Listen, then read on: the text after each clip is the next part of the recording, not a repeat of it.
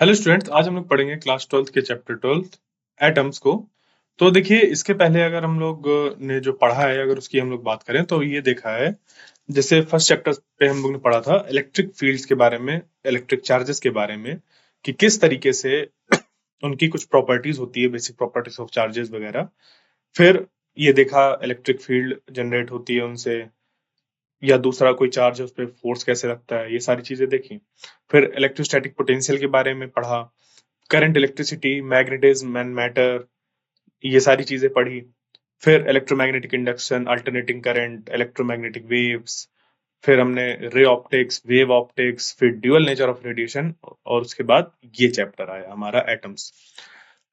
यानी कि इन सारे चैप्टर्स पे जो अभी तक हम लोग ने सीखा वो ये सीखा है कि हमारे पास कोई ऑब्जेक्ट है, अगर वो इलेक्ट्रिकली चार्ज है तो उसका बिहेवियर कैसा होगा, या कोई ऑब्जेक्ट है वो हमारा उस पर करंट है तो उसका बिहेवियर कैसा होगा, ठीक है, उसके मैग्नेटिक इफेक्ट्स कैसे होंगे।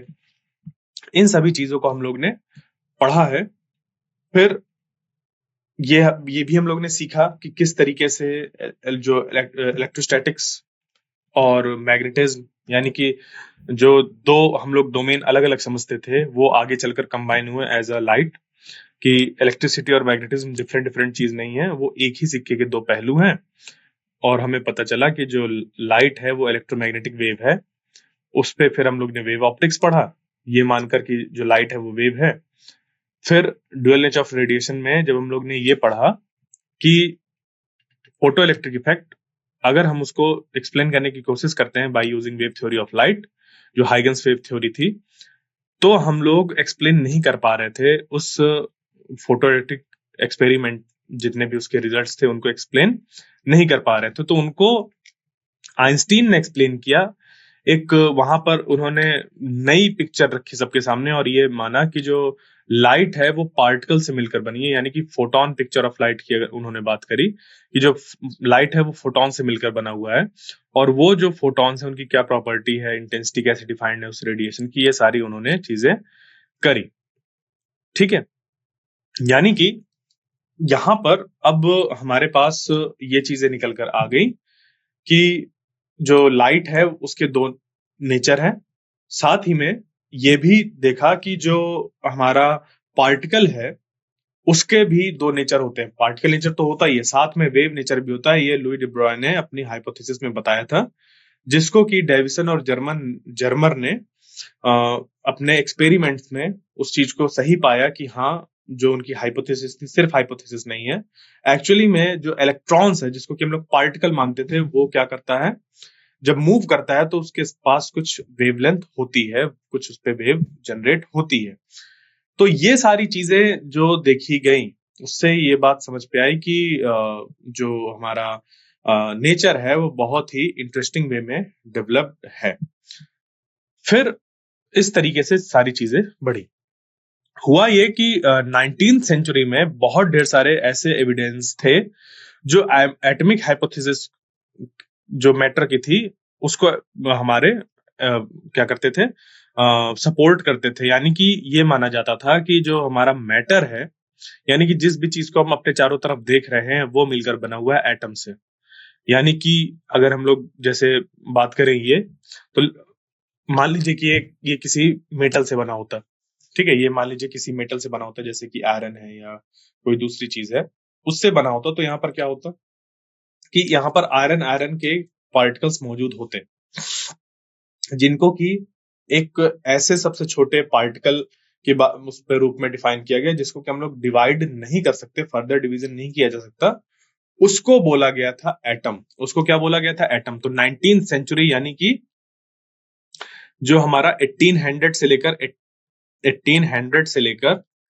1899 तक का जो ईयर होते हैं, इसमें ये बात अच्छे से स्टेब्लिश हो गई कि जो भी मैटर है वो एटम से मिलकर बना है।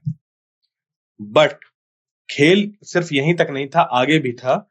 और वो ये था कि जो हमारा मैटर है वो सिर्फ और सिर्फ उन एटम से नहीं, एटम्स भी किसी और चीज से मिलकर बने हुए हैं। ठीक है, तो ये अब कैसे निकल कर आई चीजें, आइए उनको देखते हैं। तो इन 1897 यानी कि लेट 19th सेंचुरी में जे जे थॉमसन ने एक्सपेरिमेंट्स किए इलेक्ट्रिक डिस्चार्ज थ्रू गैसेस, उन्होंने ये देखा कि अलग अलग atoms, different atom contains identical negatively charge constituent called electrons. उन्होंने ये देखा कि अगर मैं इसके मतलब इस तरीके का मटेरियल लूं या इस मटेरियल को लूं या इस मटेरियल को लूं, वहां से जो इलेक्ट्रॉन्स निकल रहे थे, अब इसको ये मत समझिए कि प्लास्टिक लिए मैंने यहाँ पर एक मटेरियल की, जनरल मटेरियल की मैं बात कर रहा हूं कि ऐसे इस तरीके से डिफरेंट डिफरेंट हमने चीजें ली।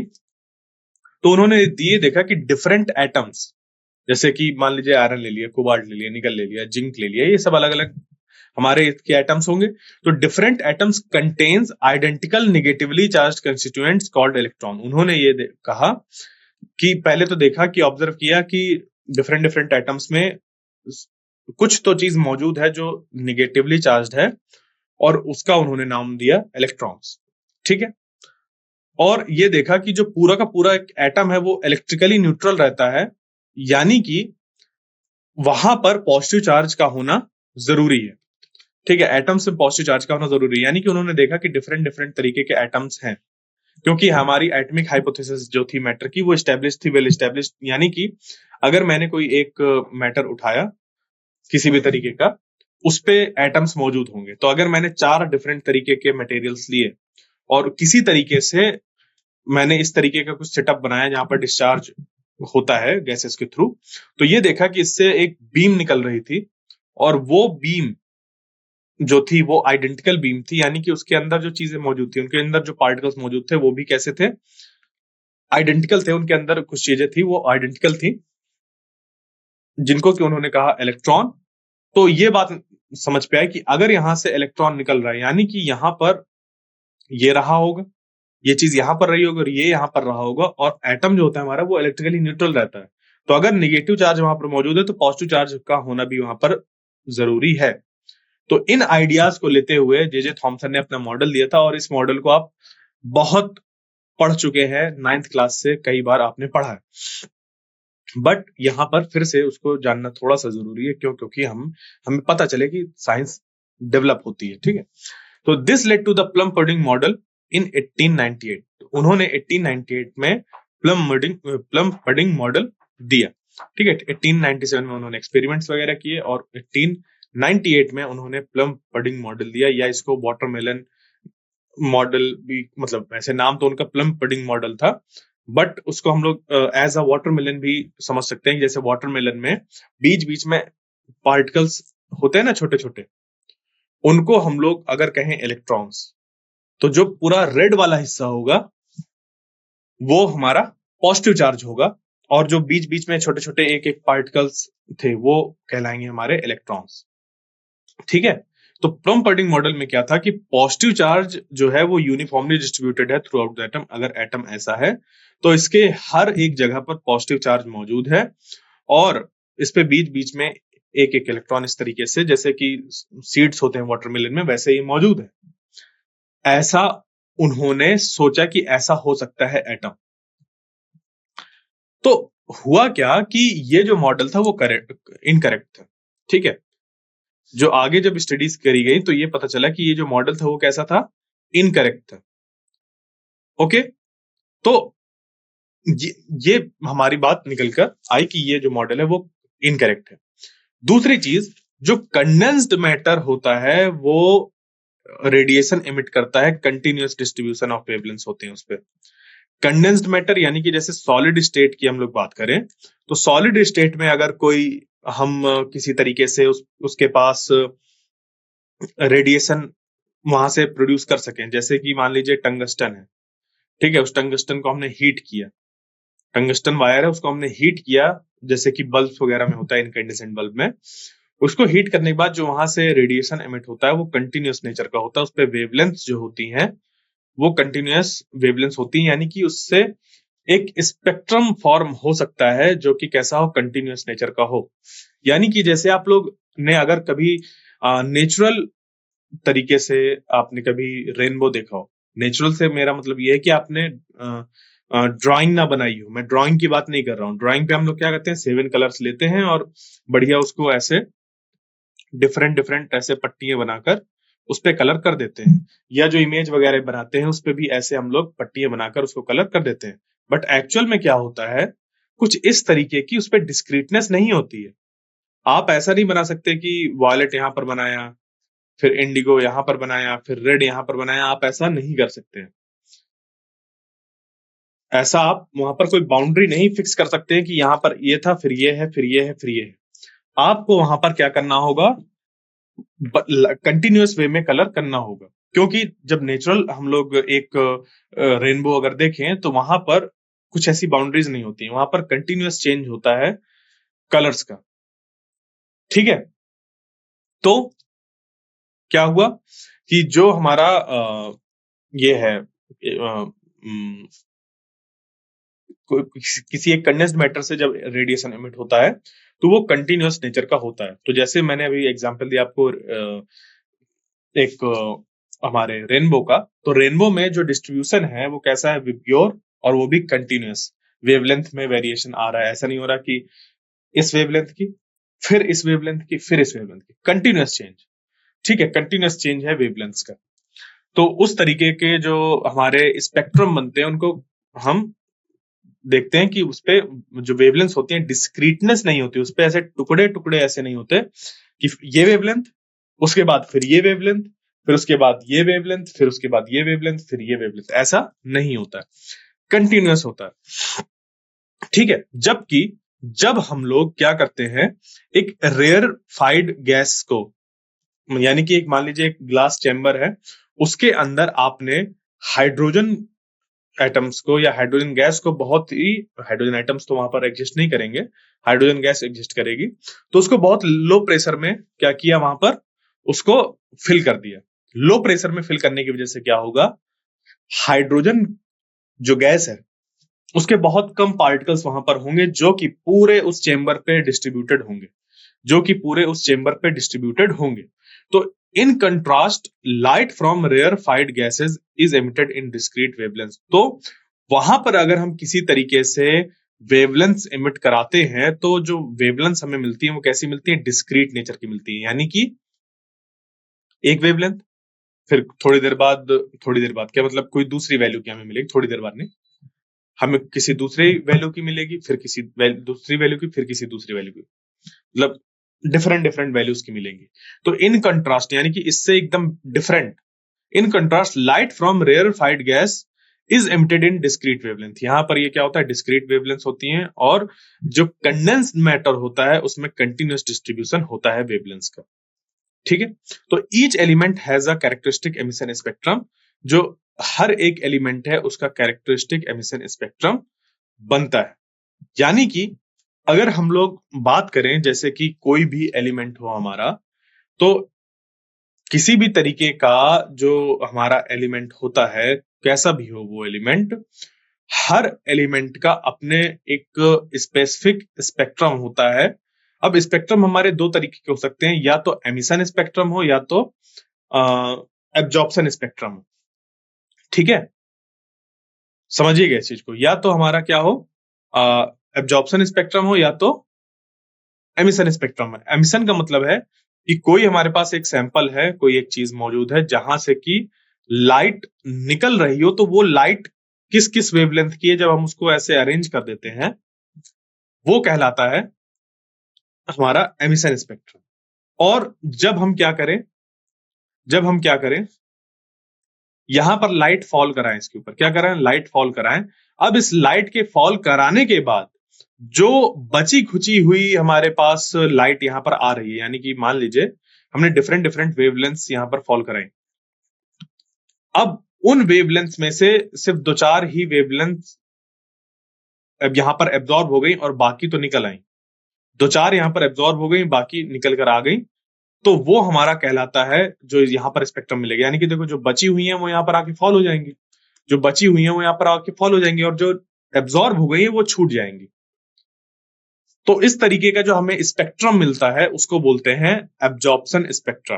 ये एब्जॉर्प्शन स्पेक्ट्रम, स्पेक्ट्रम बोले या स्पेक्ट्रा एक ही चीज है। स्पेक्ट्रम और स्पेक्ट्रम में अंतर यह है कि स्पेक्ट्रा हमारा प्लूरल है और स्पेक्ट्रम हमारा सिंगुलर फॉर्म है। ठीक है, तो दो तरीके के हमारे स्पेक्ट्रम होते हैं, या तो एमिशन स्पेक्ट्रम या तो एब्जॉर्प्शन स्पेक्ट्रम। ठीक है, तो अब देखिए यहां पर क्या हुआ, समझिएगा इसको। यहां पर प्लम फडिंग मॉडल की बात आई और ये पता चला कि ये गलत है।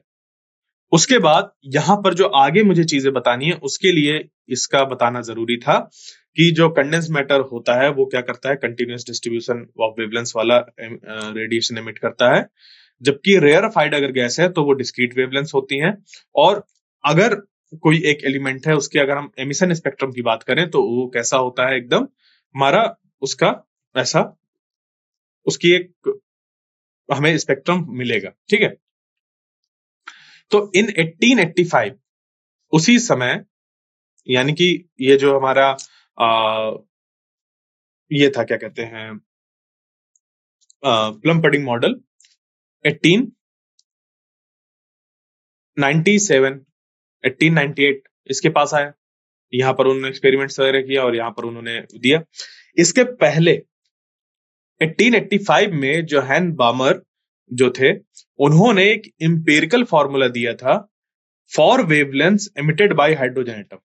हाइड्रोजन एटम से जो वेवलेंथ्स निकल रही थी उनको एक्सप्लेन करने के लिए जोहान बामर ने क्या किया था, एक इंपेरिकल फॉर्मूला दिया था। इंपेरिकल फॉर्मूले का मतलब ये होता है कि एक ऐसा फॉर्मूला जो कि एक्सपेरिमेंटल रिजल्ट्स यानी कि जो हमें वैल्यूज मिली है उन वैल्यूज को फिट करने के लिए हमें जो एक फॉर्मूला डेवलप करना पड़े, और उसको जब हम लोग डेवलप कर दें तो वो कहलाएगा हमारा इंपेरिकल फॉर्मूला। ठीक है, तो इस समय 1885 में जॉन बामन ने एक इंपेरिकल फॉर्मूला दिया था जो कि उन वेवलेंथ्स के लिए था जो कि एमिट हो रही थी एक हाइड्रोजन एटम से। ठीक है, ये चीज तो ये अभी क्या है, थोड़ा सा आपके लिए एक तरीके से इंफॉर्मेशन है, उसको भी मैं आगे कनेक्ट करूंगा। फिर क्या था कि रदरफोर्ड ने 1911 पे एक्सपेरिमेंट्स किए on scattering of alpha particles by atoms led to his planetary model और न्यूक्लियर मॉडल ऑफ एटम। और फिर उस पे आगे चलकर उन्होंने रदरफोर्ड ने 1911 में एक्सपेरिमेंट किए। उन्होंने एक्चुअली क्या मतलब रदरफोर्ड ने अपने जो को-वर्कर्स थे उनसे कहा था कि आपको एक्सपेरिमेंट्स करने हैं, तो उन्होंने किया था, यानी कि गीगर और मार्सडेन ने एक्सपेरिमेंट किए थे alpha gold file alpha particle scattering experiment, जहां पर कि उनके जो रिजल्ट्स थे उनका यूज करके प्लैनेटरी मॉडल कहें या फिर nuclear model of atom present किया था रदरफोर्ड ने। तो देखो 1885 में जोहान बामन ने हाइड्रोजन एटम का जो एमिशन स्पेक्ट्रम था उसको एक्सप्लेन करते हुए उससे जो वेवलेंथ हमें मिल रही थी उनको आपस में एक रिलेशन एस्टेब्लिश करने के लिए जोहान बामन ने एक इंपेरिकल फॉर्मूला दिया था। उसके बाद 1897 1898 तक प्लम फडिंग मॉडल आया जो कि हमारा क्या हो गया, डिस्कार्ड हो गया। ठीक है, क्या हो गया, डिस्कार्ड हो गया। क्यों हो गया? क्योंकि वो कुछ चीजों को एक्सप्लेन नहीं कर पा रहा था। फिर 1911 पे रदरफोर्ड ने एक नया मॉडल दिया जिसको कि बोला जाता है प्लैनेटरी मॉडल या फिर न्यूक्लियर मॉडल ऑफ एटम, जहां पर कि उन्होंने ये माना था कि जो सेंटर होता है एटम का उसमें बहुत ही डेंस न्यूक्लियस होता है और इलेक्ट्रॉन्स उसके चारों तरफ ऑर्बिट कर रहे होते हैं। यहाँ पर उन्होंने एक डेंस न्यूक्लियस की बात करी थी, यानी कि पूरा का पूरा जो हमारा एटम है उसका पूरा मास उस न्यूक्लियस पर कंसंट्रेटेड है, ऐसा उन्होंने मॉडल बनाया था। This model didn't explain the discrete wavelengths emitted by atoms like hydrogen. फिर हुआ क्या कि ये जो मॉडल था ये मॉडल हाइड्रोजन एटम जो ये वाली हमारी वेवलेंथ एमिट कर रहा था इसको एक्सप्लेन नहीं कर पाया। यानी कि देखो ये जो सारा बताने का मेरा यहाँ पर मकसद है वो ये है, एक आपके दिमाग में एक पिक्चर बनाना, क्योंकि अभी हमारा ये इंट्रोडक्टरी पार्ट है, इस पे आपको पता होना चाहिए कि चीजें कैसे बनी है। ठीक है, थोड़ा सा आप ये जान सकते हैं कि चीजें कैसे बनी है ताकि आपको याद करने में समझने में उनको आसानी हो। तो रेडिएशन स्पेक्ट्रा स्टडी किए गए बहुत पहले, फिर उससे जो ये निकल कर आया जो हाइड्रोजन एटम्स का एमिशन स्पेक्ट्रा था उसमें कुछ हमें वेवलेंथ्स मिल रही थी। उन वेवलेंथ्स को एक्सप्लेन करने के लिए, आपस में रिलेशन बताने के लिए, उन्होंने एक एम्पिरिकल फॉर्मूला दिया था जोहान बाउमैन ने 1885 में। फिर आगे चलकर 1897 और 1898 में एक्सपेरिमेंट्स, और फिर उन्होंने अपने प्लम-पुडिंग मॉडल दिया, जो कि क्या था, गलत था। क्योंकि 1911 पे जब इस बात को टेस्ट करने के लिए उन्होंने रदरफोर्ड ने एक्सपेरिमेंट्स वगैरह करवाए, तो ये बात निकल कर आई कि ज्यादातर जो पोर्शन है एटम का वो खाली है। तो उन्होंने एक नया मॉडल दिया जिसको कि बोला गया प्लैनेटरी मॉडल या फिर न्यूक्लियर मॉडल ऑफ एटम। और साथ ही में ये चीज फिर से आई कि जो रदरफोर्ड का मॉडल है उसमें भी कुछ गड़बड़ियां हैं, क्योंकि रदरफोर्ड मॉडल के अकॉर्डिंग जो स्पेक्ट्रम मिलना चाहिए एक हाइड्रोजन एटम्स के लिए, वो मिलना चाहिए हमारा, वो भी रेयरफाइड गैस के फॉर्म पर, वो मिलना चाहिए कंटिन्यूअस। वो कैसा मिलना चाहिए? कंटिन्यूअस। कंटिन्यूअस स्पेक्ट्रा होना चाहिए रदरफोर्ड मॉडल के अकॉर्डिंग। जबकि अभी हम लोग ने पढ़ा है कि जो हमारे रेयरफाइड गैस होती हैं उनका जो हमारा मिलता है एक वो स्पेक्ट्रा, वो कैसा होता है, या जो हमारी गैसेस होती हैं उनका जो हमें मिलता है स्पेक्ट्रा, वो कैसा होता है? डिस्क्रीट नेचर का होता है। वो कैसा होता है? डिस्क्रीट नेचर का होता है। तो फिर इस चीज को एक्सप्लेन नहीं कर पाए रदरफोर्ड मॉडल की हेल्प से कि वो डिस्क्रीटनेस क्यों है हाइड्रोजन लाइक एटम्स पे, डिस्क्रीटनेस क्यों है, इस चीज को वो एक्सप्लेन नहीं कर पाए। फिर आगे चलकर बोर ने क्या किया? बोर ने और जो ये रदरफोर्ड के एक्सपेरिमेंट्स वगैरह थे उनको स्टडी करी फर्दर, और फिर वहां से उन्होंने क्या किया, कुछ पोर्शन यूज किया रदरफोर्ड के मॉडल का, कुछ सब उन्होंने यूज किया रदरफोर्ड के मॉडल का, और कुछ आइडियाज उन्होंने लिए जोहान बाउमर का जो वो इंपिरिकल फॉर्मूले थे, मतलब जोहान बाउमर जो इंपिरिकल फॉर्मूला दिया था उस तरीके के जो फॉर्मूले थे, वहां से कुछ आइडिया लिया, और कुछ आइडिया लिया जो हमारा एक क्वांटम आइडिया था जिसपे की वर्क किया था 1900 पर प्लैंक ने, 1905 पर आइंस्टीन ने, और तो इसी चीज को फिर यूज किया था बोर ने, इन्हीं आइडियाज को, क्वांटम आइडियाज को, सिर्फ इस चीज को, एच न्यू वाले को, कि जब लाइट और मैटर इंटरेक्ट करते हैं तो उनमें क्या होता है कि जो एनर्जी का ट्रांसमिशन होता है वो कैसा होता है?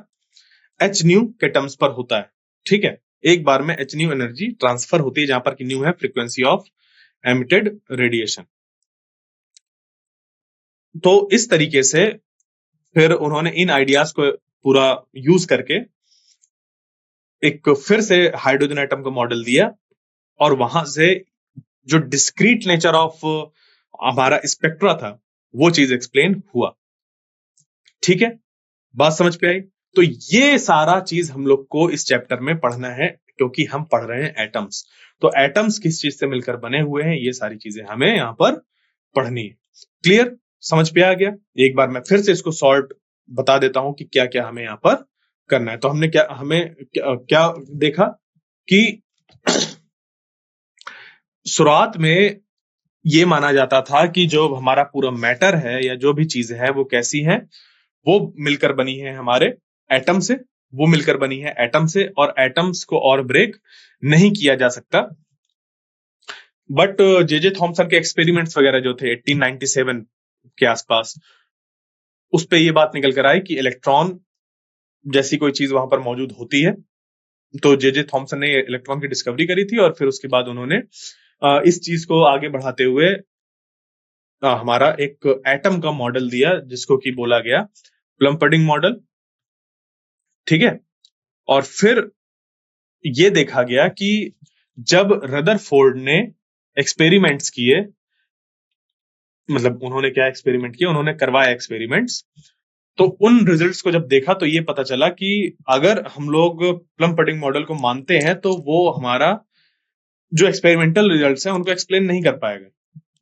इस कारण से प्लम-पुडिंग मॉडल हमारा क्या हो गया? गड़बड़ हो गया। और हमने फिर क्या किया, जो एक रदरफोर्ड ने एक नया मॉडल दिया जिसको कि प्लैनेटरी मॉडल या फिर न्यूक्लियर मॉडल ऑफ एटम भी कहते हैं। इसमें दिक्कत ये भी थी कि ये जो रदरफोर्ड मॉडल था वो एक्सप्लेन नहीं कर पा रहा था वो जो डिस्क्रीट वेवलेंथ हमें मिल रही थी हाइड्रोजन लाइक एटम जो थे, सॉरी जो एटम्स थे हमारे हाइड्रोजन के, मतलब उससे जो हमारा एक रेयरफाइड गैस जैसा बना हमारा, तो वहां पर हमें डिस्क्रीट वेवलेंथ्स मिलती हैं, जबकि रदरफोर्ड के मॉडल के अकॉर्डिंग हमें कंटिन्यूअस वेवलेंथ्स मिलनी चाहिए। तो इस चीज को भी एक्सप्लेन नहीं कर पाया। और ये जो एमिशन स्पेक्ट्रा की बात है, इस बारे में जो स्टडी थी वो हमारी और पहले से चल रही थी, जहां पर कि जोहान बारमन ने 1885 में एक एम्पिरिकल फॉर्मूला दिए थे कि वो जो वेवलेंथ्स निकल कर आती हैं उन सबको एक साथ किया था। यानी कि इस चैप्टर पे हमें जो पढ़ना है चीजों को, इस पूरे चैप्टर में जो हम लोग को चीजें पढ़ना है वो है Rutherford's nuclear model of atom.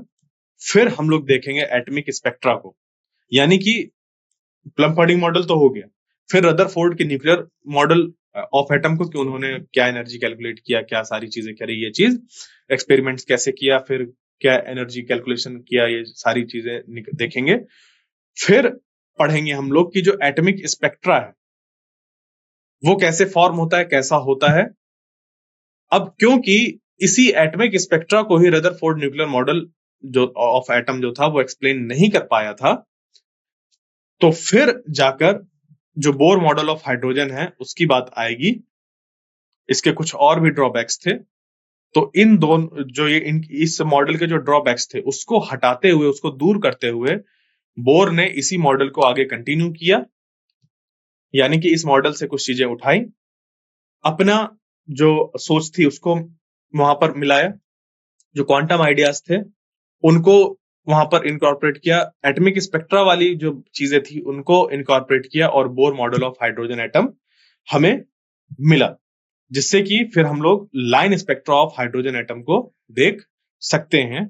और हुआ क्या था कि बोर मॉडल में एक पॉस्लेट का जिक्र आता है, जहां पर कि इन्होंने उस पॉस्लेट को कैसे लिया इस चीज को एक्सप्लेन नहीं किया था, तो उसका एक्सप्लेनेशन फिर आगे डिब्रॉय एक्सप्लेनेशन के रूप में हम लोग देखेंगे। तो ये सारी चीजें हम लोग एटम्स वाले चैप्टर में देखेंगे कि Rutherford nuclear model of atom में कैसे उन्होंने एक्सपेरिमेंट्स किए, कैसे रिजल्ट्स उनको मिले, उससे कैसे जो हमारा प्लम-फर्डिंग मॉडल था वो डिस्कार्ड हुआ, फिर हम कैसे उसको यूज करेंगे आगे जो हमारा बोर मॉडल है उसको बनाने के लिए, और एटॉमिक स्पेक्ट्रा की इंफॉर्मेशन भी कैसे उस पर ऐड होगी Bohr model of hydrogen atom पे।